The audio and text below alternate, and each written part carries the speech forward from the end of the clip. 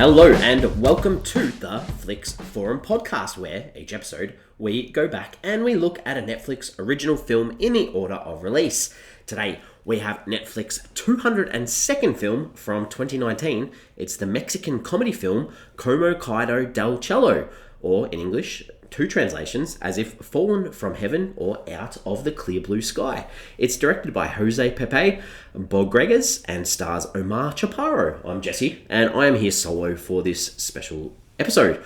Hopefully, if you are listening, you've given this a watch or are interested in the film. So if you haven't seen it, give us a pause now, because I will spoil this film. But I do start off with the fast flicks, where I do a quick little summary of what the film is all about. So this one is about a womanizer who is stuck in limbo, and he's given the second chance to right his wrongs through the body of his own impersonator.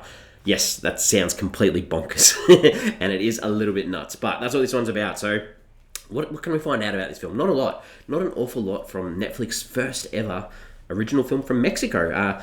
The translations around the world for this one, in Brazil, Thailand, and Russia, it was called Fallen from Heaven, sort of like we saw with the English translation. In Greece and Sweden and Norway, it's called Pedro's Second Chance. And that's because, obviously, the main character in this one is Pedro. This film is inspired by, like I just said, the Mexican popular singer Pedro Infante, who is obviously a real person. But this focuses more on Pedro Guadalupe Ramos, who is an impersonator of Infante. And obviously, this guy was a movie star.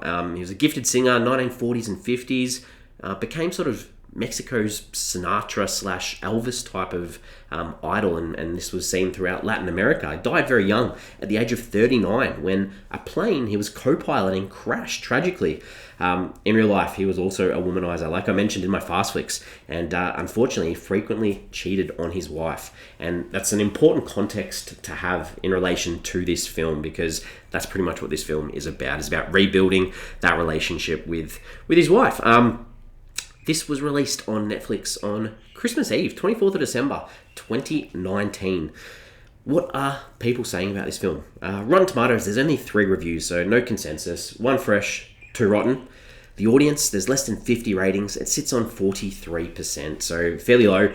On IMDb, it sits on a 6.5 out of 10 on nearly 1,500 ratings. And on Letterboxd, it's got about 1,100 ratings, and it sits on a 2.3 out of 5. So fairly mixed, fairly middle down the road.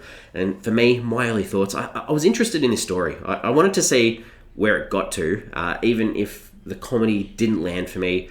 But unfortunately, when it did get to where it was going, I was outraged. The ending for this was atrocious. So I will touch on that as we go throughout this, but did not like the ending in this one at all. So the characters, I mentioned Pedro. Pedro's our main character in this. So his music and his movies obviously inspired happiness in many, but he obviously treated the women in his life quite poorly. So he's stuck in limbo. So he takes over the body of his own impersonator to try and right the wrongs and prove that he's no longer a womanizer.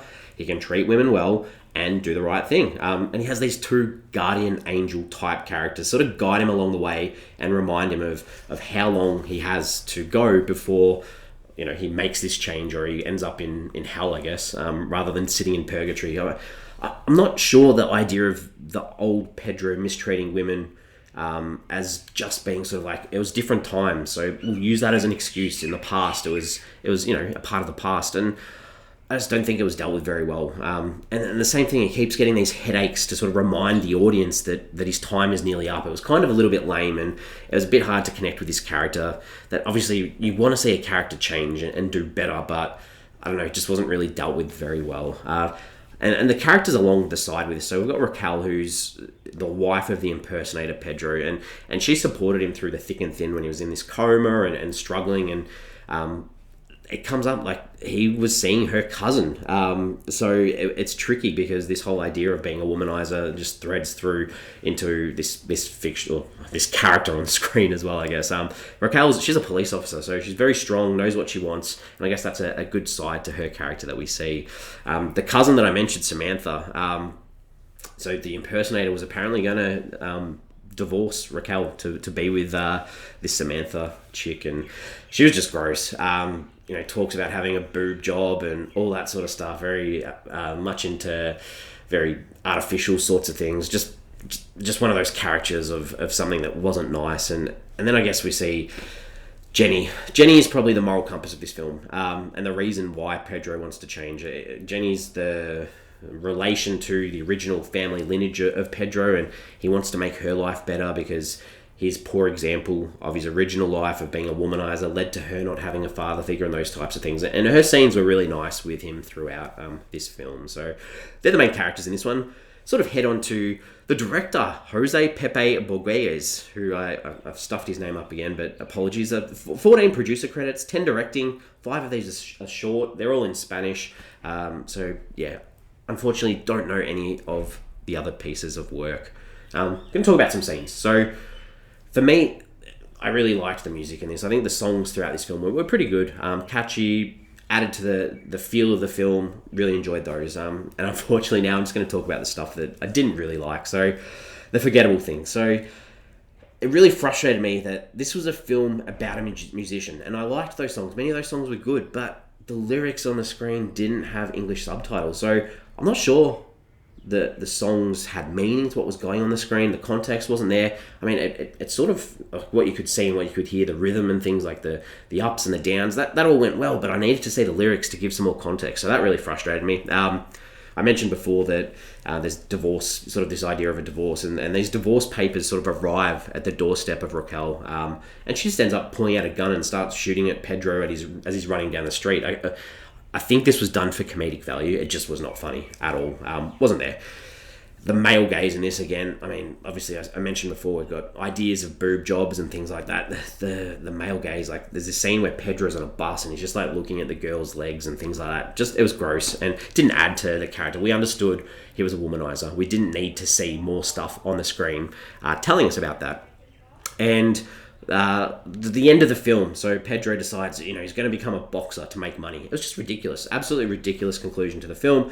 And then that follows up with Pedro being kidnapped, put in the boot of a car, and then Raquel having to save him, and him singing. It was just a mishmash of rubbish at the end of the film. And I haven't even mentioned the thing that annoyed me the most, which I'm going to talk about. Themes, ideas. Obviously, this is about morals. This is about being faithful, about putting your trust in love and sticking with that person. And I guess like Pedro was a celebrity. I didn't know him as a celebrity, but obviously a well-known name in Mexico. So the idea of celebrities, they bring joy to people, which is good. But if they behave badly, should we still idolize them? Should they still be looked up to? And I'm not quite sure they should. All right, what did I take away from this one? I'm going to talk about the end of the film. This is the part that really frustrated me the most. So if you haven't seen the film, this is the last chance. I'm going to tell you, pause, because I'm going to spoil this. So we get this part at the end of the film that enough time in this film has progressed that Raquel is pregnant, and there's emphasis on her and Pedro being happy together, and the idea that he's righted his wrongs, he's not going to have to leave again, he's done the right thing, and we're going to move on. But then the ghosts rock up and say that she's got to follow her own path, and they're taken from his body. Like, I literally was sitting there going, what the hell? Like, he gets this redemptive story of being able to, be faithful. And then he just up and leaves this woman in his life who has to pick up the pieces of his sperm that he's left behind and raise this kid by herself. This really disgusted me. This is one of the worst endings of a film I've ever seen, and really, really annoyed me. So unfortunately, that means I'm probably not going to recommend this to anyone because the end was just atrocious. Questions, I guess. I mean, in Australia, this was rated MA on our Netflix, and if anyone's got any idea as to why, please let me know. I'm very interested how this, there was no nudity or anything like that, so I don't know what it got the MA for. So if you know, let me know. And that leads to me bringing this all together because, as I mentioned, I was interested in where this film was going to go, but the end was absolutely atrocious. I cannot recommend this at all. I'm still going to give it a little bit of a okay score for the songs and the music and the way they were done, but this is a 1.5 out of 5. Not happy camper with this film. Please give us a follow, a like on social media if you can. Hashtag Flix Forum or @Flix Forum. Question I want to put out there: what is a good ghost film? Because realistically, this is a ghost film. All I could think of, the Christmas Carol, Charles Dickens. Christmas Carol, the Ebenezer Scrooge. I think I got the right movie there, or the right story. The Muppets one, the Muppets version. I like that one, not the Jim Carrey 3D one. Thanks for sticking it out, having a listen. Back again next week with a 2019 Italian drama film called The App. This is directed by Elisa Fuxas, and it stars Vincenzo Crea, Jessica Cresci, and Greta Scarano. So if you're interested in checking out that international Italian film from 2019 called The App, give it a watch. Get ready for next week, because I'll be back to do that one again. As always, thanks for joining, and we'll see you next week.